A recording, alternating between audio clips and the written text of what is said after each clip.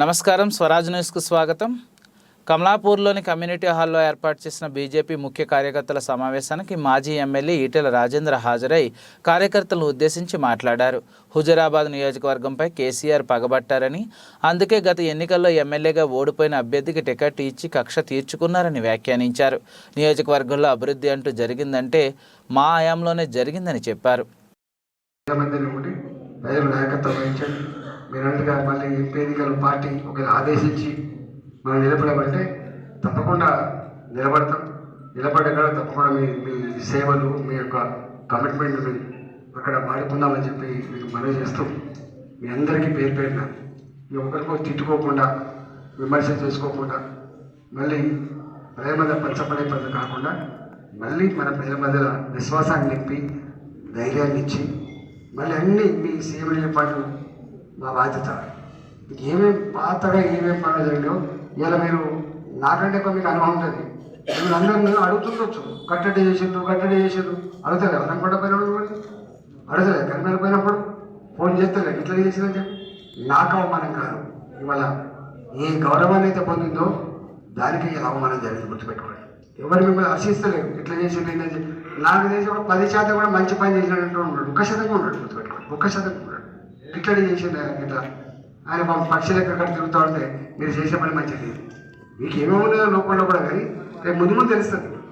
మీరు ఎవరైతే లోపడేలా పెట్టుకొని తాత్కాలికమైన చిల్లర ఆలోచనతో కొంతమంది ఇది పోవాలి అది పోవాలని చేసారో వాళ్ళకి ముందు ముందు మేము అక్కడ దొరికే గౌరవం ఏంటో, అక్కడ దొరికేటువంటి అదేంటో మీకు తెలిసి వచ్చే ఆస్కారం ఉంటుంది. కాబట్టి నేను లోతులోకి పోను, వాళ్ళ గురించి మాట్లాడలేదు. కానీ ఏది ఏమైనప్పటికీ కూడా ఇది మన అందరి ఉమ్మడి కర్తవ్యంగా ఉండాల్సిన ఉంటుంది. కాబట్టి అది ఎక్కడో మరి ఏమైందో మీరే ఆత్మపరిశీలన చేసుకోవాలని చెప్పి మనం చేస్తూ సెలవు తీసుకుంటాం. ఎందుకంటే మనం ఎప్పుడు కూడా సర్పంచ్ ఎన్నికల నుంచి మొదలుపెట్టి జెడ్పీటీసీ ఎంపీపీ వరకు, చైర్మన్ల వరకు కూడా పైసలు పెట్టాలి, పైసలు పెట్టాలి ఎప్పుడు లేదు. సామాన్యులు కూడా ప్రజలకు సేవ చేసే భాగ్యం కలిగించాలనే కాన్సెప్ట్తో చేసాం. రాబోయే కాలంలో నేను ఒకటే మీకు అంటున్నా, మళ్ళీ మిమ్మల్ని డెఫినెట్గా రక్షించేది మన ప్రజల ఆశీర్వాదంతో సర్పంచ్ గెలవాల్సి అక్కడ ఉంది, ఎంపీటీసీ గెలవాల్సి అక్కడ ఉంది, కౌన్సిలర్ గెలవాల్సి అక్కడ ఉంది, మళ్ళీ ఎంపీపీ గెలవాల్సి అక్కడ ఉంది, జెడ్పీటీసీ గెలవాల్సి అక్కడ ఉంది. ఇవాళ మీకు వచ్చి అంటారు కదా, అయ్యో పొరపాటు జరిగిపోయింది అయ్యా అని ఏడుస్తున్నారు అంటారు కదా. మీరు అంటారు కదా ఊళ్ళల్లో ఎక్కడ చూసినా ఏడుస్తున్నారు, అయ్యో టెంపరీగా తాత్కాలికమైన దానికి గురైన ఇట్లేసాం అట్టేసాం అంటారు కదా. సరే ఏమేసినా కానీ ప్రజల మధ్యలో ఉండండి,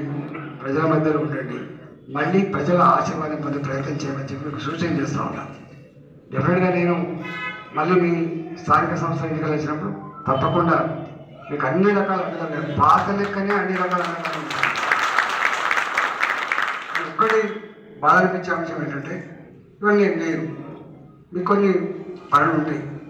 నేను ఏమనుకుంటా అంటే 20 ఏళ్ళ సంబంధంలో ఎవరికి వాళ్ళుగా నా బాధ్యత ఏంటని చెప్పి నిర్వర్తించుకోవాలి. కానీ నాకు చెప్పేవాళ్ళు లేరు కదా, నాకు ఇచ్చేవాళ్ళు లేరు కదా, నాకు బండి రాలే కదా, నాకు ఇది రాలే కదా అని చెప్పి ఈ సన్నాయి నొప్పులు నొక్కేవాడు ఎప్పుడు అది కాదు, గుర్తుపెట్టుకోండి.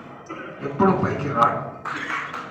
అంటున్నా ఓటమిలో అన్న మీ నాయకుల కార్యకర్త కూడా చక్కగా పనిచేయలేదు అని అనుకుంటున్నాడు. నేను రాత్రి ఎవరో బండ మీద ఇంత మందాగా వచ్చాను, కానీ మందాగా వచ్చింది కానీ బలమని మాట్లాడిపోతాడు.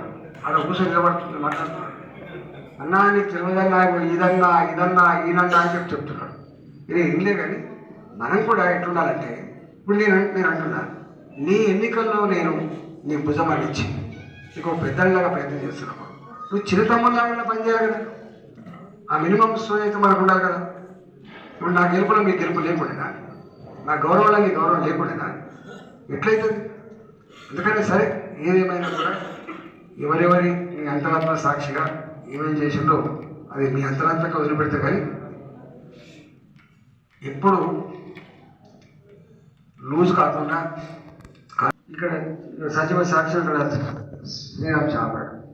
నాకు తెలిసి రూపాయి ఖర్చు కాకుండా, తనకు రూపాయి ఖర్చు కాకుండా చెప్పి తెప్పించాడు అనుకుంటే ఆయన పైన ఏం చేసినామో అనేకం ఉన్నాయి.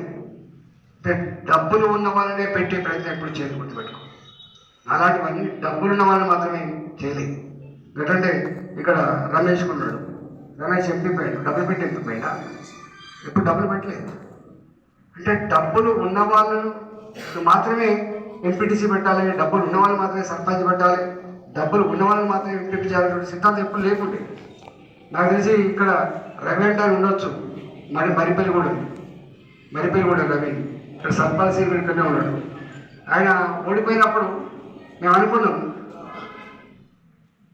అనుకున్నాం అదే ఒక పార్టీ కోసం దెబ్బలు తిన్నవాడు, పోలీస్ స్టేషన్లో ఉన్నవాడు, భంగపడ్డవాడు, పాపం ఓడిపోయాడు.